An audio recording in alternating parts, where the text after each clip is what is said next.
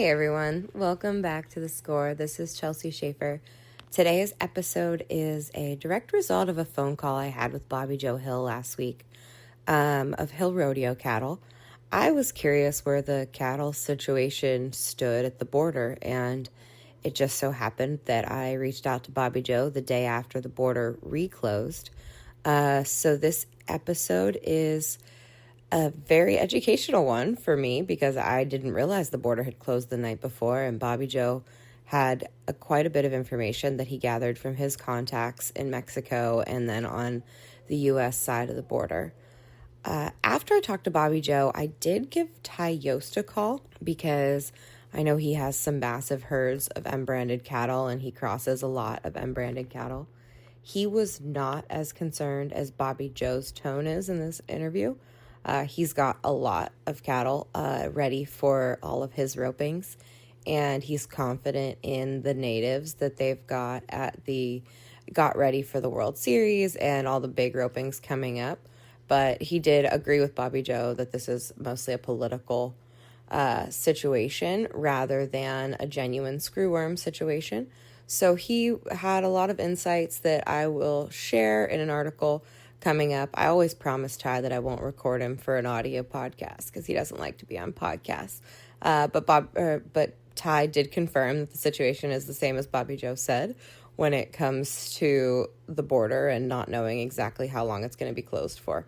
But he did say that he is not as concerned with the cattle for the everyday ropings across the country as Bobby Joe is and his tone is in this interview.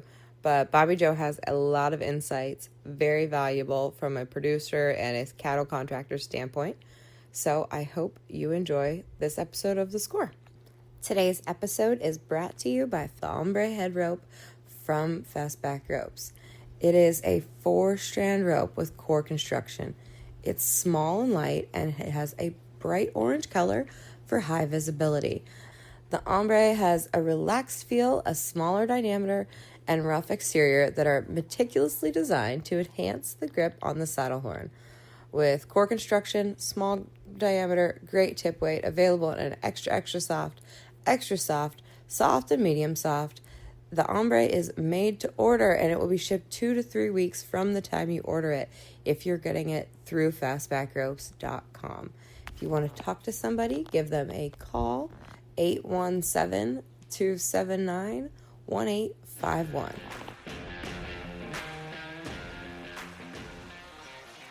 All right, well, give me, what have you learned about what this is going on in the steer situation right now at the border? Well, I had 3 loads that was ready to cross on the 29th of this month. And the guy I get my steers from, he's actually in Miami right now on vacation. And I texted him yesterday evening when it come out, and he hadn't even heard about it. And then the guy at the border that does the crossing at his pens, I talked to him a little earlier, and the news said screwworm. They found a screwworm. He's saying totally different. He said all that's just political stuff. He said there was like 4,800 head coming out of one state. They was moving them into Durango for slaughter. So, and I guess the USDA got wind of it. If I understood him correctly, the USDA got wind of it, them moving them, and I don't think they were supposed to be moving them, even though it was for slaughter. And so that's kind of what got it shut down. Got it. Because maybe they're supposed to have permits moving them, but I guess crossing state lines. And he said he would keep me updated, but I asked him, I said, well, it's going to be a couple months. And he said, this time, just with the USDA and Sagarpa, which is the Mexican USDA, he said it could be a year. Mm-hmm. Wow. And that's not good. And that mean you said you have 3 loads. How many's in a load? What does that mean? So how many? 100, he sends 125, and they liable to cut 1 or 2, 3 off. Usually at least get 120 Mm-hmm. at a time. Wow. So honestly, I didn't really know there was when I was like, oh, I should update the cattle situation. I didn't know there was a fresh within the last 24 hours dramatic update to the cattle situation. So Yeah, so obviously that's going to be what do you see that? I mean, a year that's not good, but what do you see that doing? Or what are you thinking? What's going through your brain? the team ropers that really gripe at the team ropings because they draw a bad steer, they're really going to get the opportunity to gripe now. Got it. So how many head do you have right now of Mexicans? Uh, Probably that I'm roping probably five 550, How many do and you that's usually have? Like on a normal year, how many do you have? usually about 700, so I can kind of rest Mm-hmm. a couple loads a week. But here lately, it's they've been getting to go just about every week. So have you had to cut down on the amount of rodeos that you're doing and find other producers or what have you been what's your workaround been? Uh, the rodeos, I've been able to handle the rodeos. The ropings, I've had to get a help with a load here or there, just kind of get by. If I Mm-hmm. have a big roping and I need steers kind of freshened up, I'll get some help the week before, just kind of depending on the roping. Mm-hmm.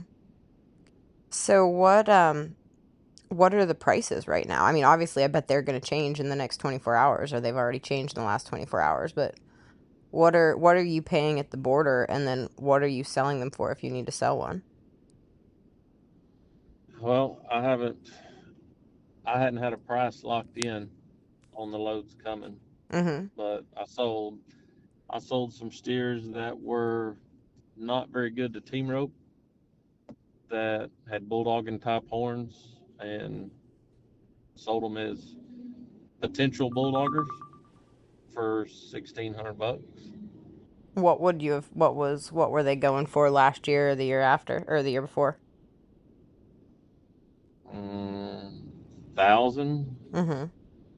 1,100 maybe, if that. This time last year, I'd have to go back and look, but Yeah. just thinking maybe 1,000.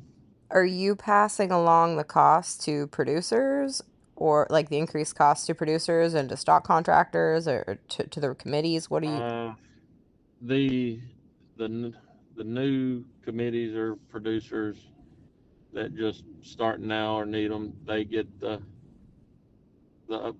upgraded cost. The producer that's been with me forever, it's hard to go with them because there's been some cutthroats that's come in and offered to do it cheaper, and they've stuck with me. So it's kind of hard just midstream Mm-hmm. jump ship on them price wise. So at the end of the year, we'll talk about it. Like got off the phone with Darren Peterson an hour ago, and he's like, "What are they going to cost?" Now, he didn't know they'd shut it down Mm-hmm. yesterday evening, and he's like, "Well, what's it going to cost for the Kojo?" And I'm like, "I don't know yet." I said, "I'd rather me and you sit down, figure what works for both of us, and go from there." Because he's another one on the things he's used me. He's never jumped ship to save a dollar. So just out of respect, I trying to take care of things that make it work for both of us. Yeah.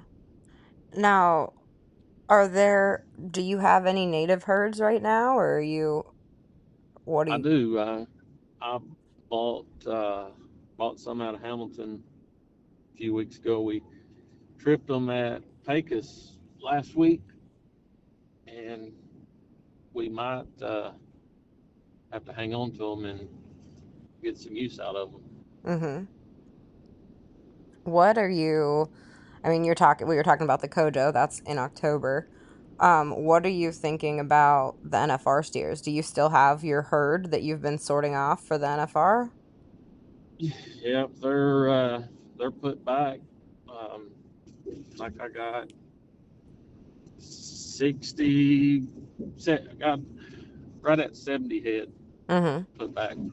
The contract calls for 60 to bring to Vegas, and then it says to rope through 100, have 100 to rope through, which everybody's in the loop. So I've talked to Driggers, and we're just, like I said, I was hoping on getting this 3 loads into the month and everything would be good to go. But which the guy at the border that has the pins, he just said it could be a year, but he probably knows a little bit more than you or I do. But Mm-hmm.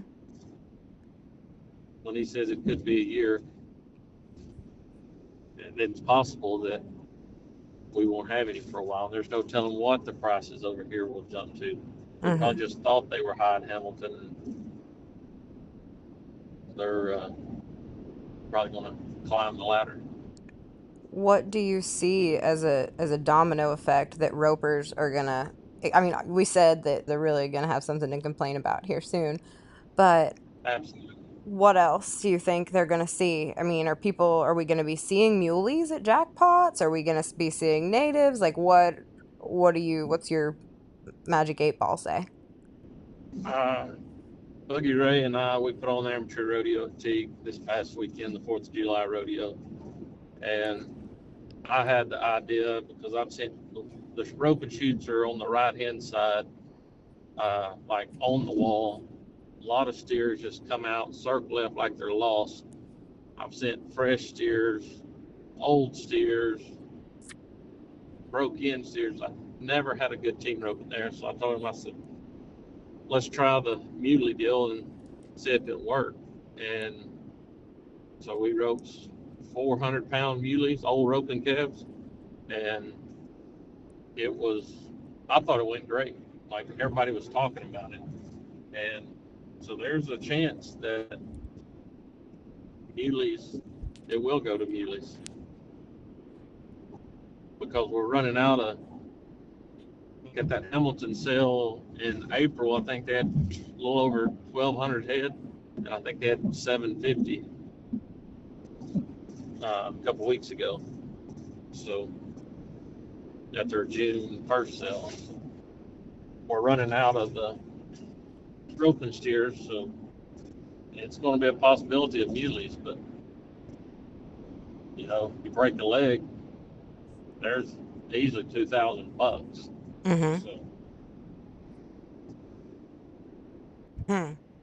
So what do you see other stock contractors doing? Like are people getting out of the business? Are they doubling down? What do you see your counterparts doing?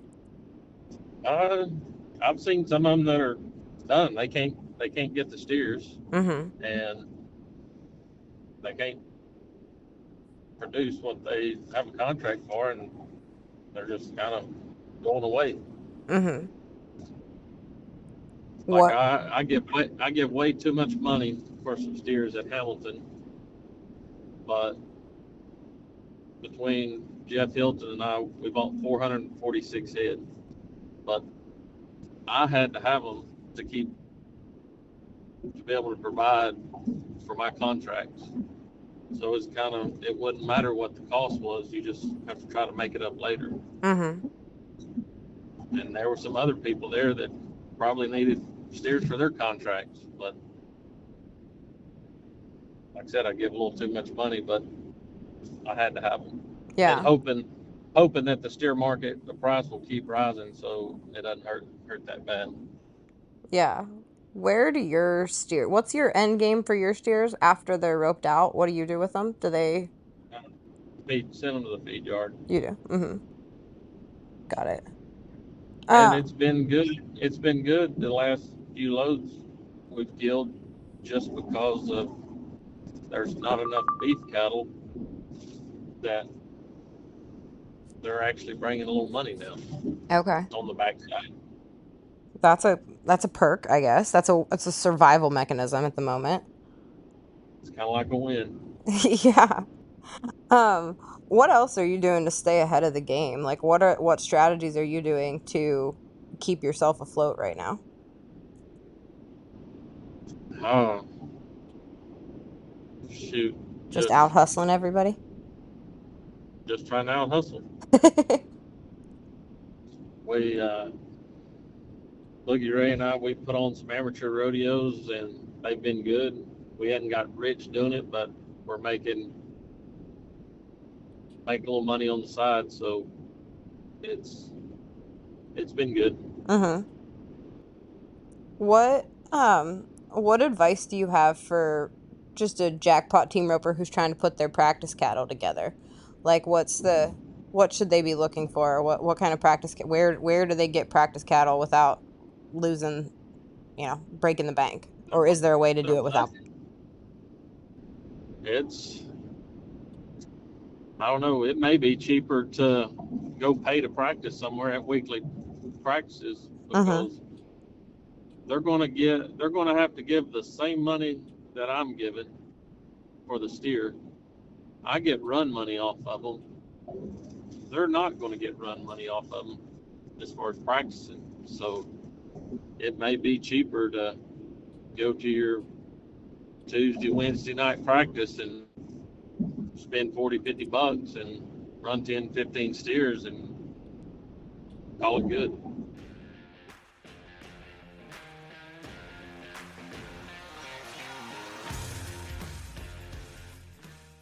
We are going to take a break from this episode to talk about the ombre head rope from Fastback Ropes. It is a 4-strand rope with core construction. It's small and light, and it has a bright orange color for high visibility. The ombre has a relaxed feel, a smaller diameter, and a rough exterior that are meticulously designed to enhance grip on the saddle horn. With core construction, that small diameter, great tip weight, it is available in an extra soft, soft, and medium soft. You can call to order 817-279-1851 or order at fastbackropes.com. Now, we talked about the head rope. The ombre heel rope is 35 foot. It is available in soft, medium, and hard medium. If you are in the market for a heel rope, it is also available at fastbackropes.com and by calling 817-279-1851.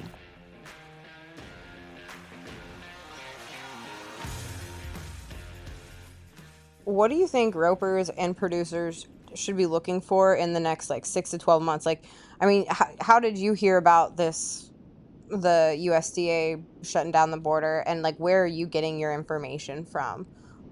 Shoot, that was simple. Facebook tells you everything.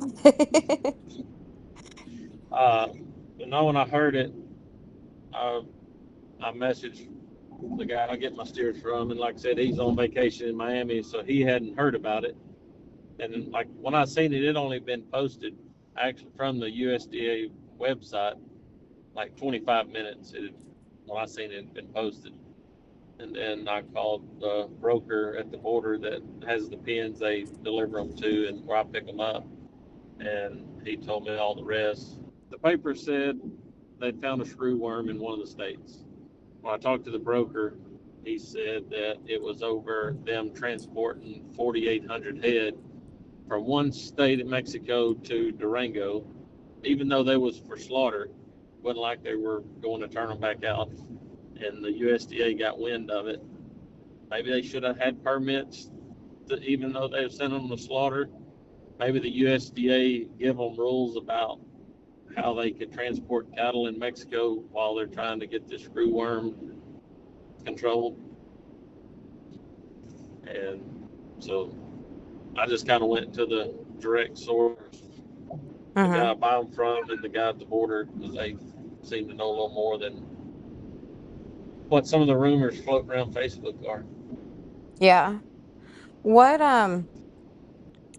what's been have you had to make any hard decisions yourself for your business in the last year? What sort of hard choices have you had to make? Buying native cattle out of the Selborne, Yeah, that was probably brutal, huh? dealing, they were high enough, but dealing with the sickness, Yeah. it is it is crazy the sickness that has come out of that sale. And I've talked to another guy yesterday.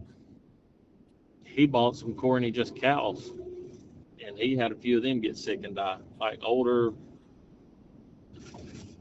corny cows that you would never think would have a problem. And I don't know why, but it seems like everything seems to get sick coming out of that barn. I see. What kind of sickness? Have no idea. Oh, I see. A Ah, dying sickness. dying sickness. That's not good. Um, what is something you wish ropers or producers understood better about the cattle side of the business right now? Like, what is there, do you feel like there's a misunderstanding about what you've got going or and how hard this situation is?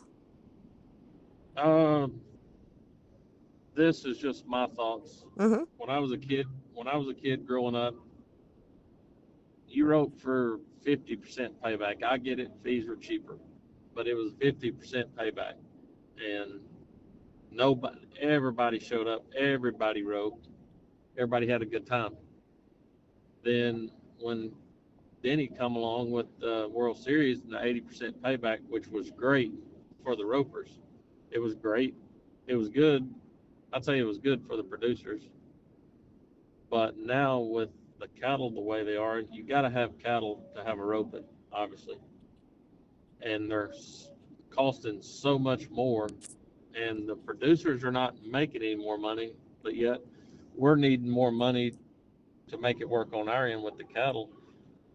It The payback is going to have to go down, whether if it goes down to 70, 65%, just to help the producer be able to put on the roping and not lose money, Hmm. is my opinion. Which the cattle deal, if this deal stays shut down for a year, it's going to be tough. Yeah. Huh. Well, And let's hope or not. there be a lot more muleys being roped. Is there any like if people want to do anything, is this something that, like, when there's a political issue, you can call your senator, you can write letters. Is this just something that is purely at the hands of the USDA and there's not really anything anybody can do about it because it's theoretically the screwworm issue? The guy at the border told me that's all it is political. It's all political. And like I said, he said there wasn't a screw worm that they found. It was all had to do with them bringing in 4,800 head of beef calves crossing state lines, I guess, even though they were going to slaughter. Mm-hmm. Because, and I get it, if the USDA tells them, hey, you can't do this without permits, and they cross 4,800 head, how many other people are going to cross 15 or 20 Mm-hmm. without the USDA knowing? So there's no telling right now, but could people pressure? I wonder if people can like call their congressmen and call their senators and make any difference if there's anything to be done about this. I don't know. You think you could start this afternoon calling around for us? I'll work on it. I'll get the letter writing chain going. Well, thank you, Yeah. sir, for educating me on this matter. Because I, And I don't know. And I don't know if it's educating, but like I said, it's just like I don't know how to answer the questions. Just being in yeah, shock. When I figured they'd go down there, week or two, fluke deal, was not a screw worm, and then open the border back up. And when he said a year, that's pretty spooky when about 95% of my cattle come from Mexico. mm-hmm. Well, something we didn't talk about is that have you heard how it's affecting the people who raise these cattle in Mexico? I'm sure that this is awfully hard on your contacts there in Mexico too. Well, my the guy at the border with the pens, he was talking. He had some cattle that he was getting ready to ship. He's like, some of them are weighing from 700 to 800 pounds right now, and he was shipping them here. And he said if they don't get it open, they're going to be worth hardly nothing over there. So this is hurting them also, not being able to bring their cattle over here just because it's so so many, and the packers will be able to give them whatever they want to for them because they too many cattle. Mm-hmm. And then over here, we don't have enough. Well, and a lot of the, like, I remember forever ago when we did a story about this, a lot of those people were like single families that would have one steer or two steers in their backyards and stuff. Yep, So I'm sure they're taking a hit too, like of the people who were just raising the Corrientes for, you know. absolutely. And most of that comes down in Chiapas, like southern Mexico, which those states have been quarantined since April of maybe 3 years ago. Mm-hmm. And that's where all the better quality Corrientes come from, in my opinion, that doesn't have the beef influence to them. Mm-hmm. Like the picture I showed you where they were all tied together and staked Mm-hmm. out in the yard. Those all come out of Chiapas, which is southern Mexico, and we haven't been able to get any. So there's not. I don't think there's as many of the single families that own one or two in Chihuahua. Maybe there is, but not near as many as there is in southern Mexico. Got But it. of course, if they raise one for 2 years and go to sell them, and that's kind of their income for the year, and they're taking half price through the buyers over there, heck yeah, it's gonna hurt. Yeah, it sure seems like it. It is a quite the ripple effect from like poor families in southern Mexico the whole way to like junior rodeo families in Montana to NFR competitors. It's like all affecting everybody. It's everybody, and like I said, I have about 70 fresh steers, and the only other person I know that might is Ty Yost, Mm-hmm. and which I think he used 200 of his fresh ones at Cheyenne last week for the team roping. Mm-hmm. And then I guess they're going to Montana to his summer opens he has up there. I'm guessing, Mm-hmm. but there's not going to be a whole lot of fresh steers left out there. Yeah.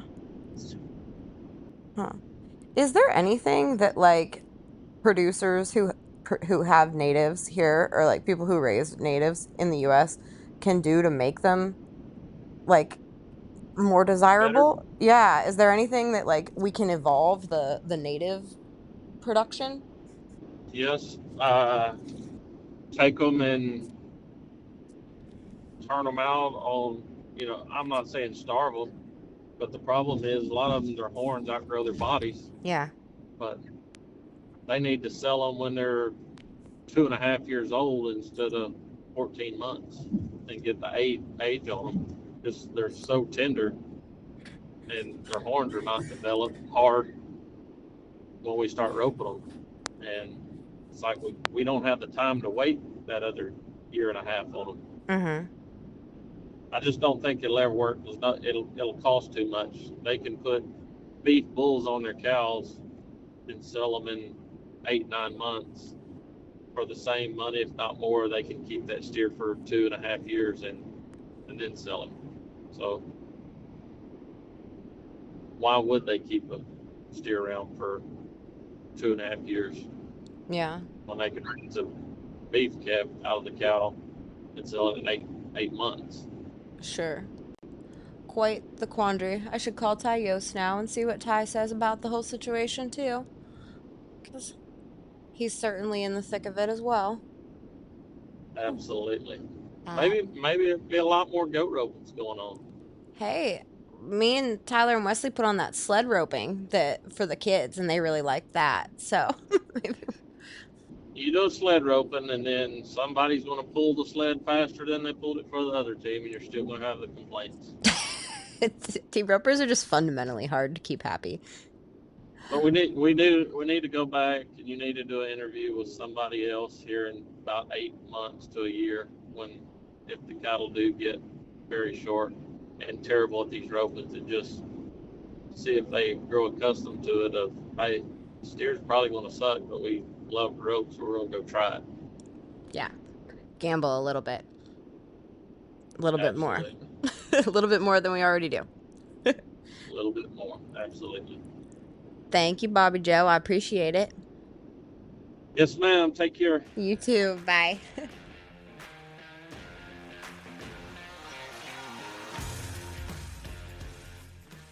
Thank you so much for listening to today's episode of The Score. If you made it through to the end, I hope you got an education on the cattle market, and we will be back next week.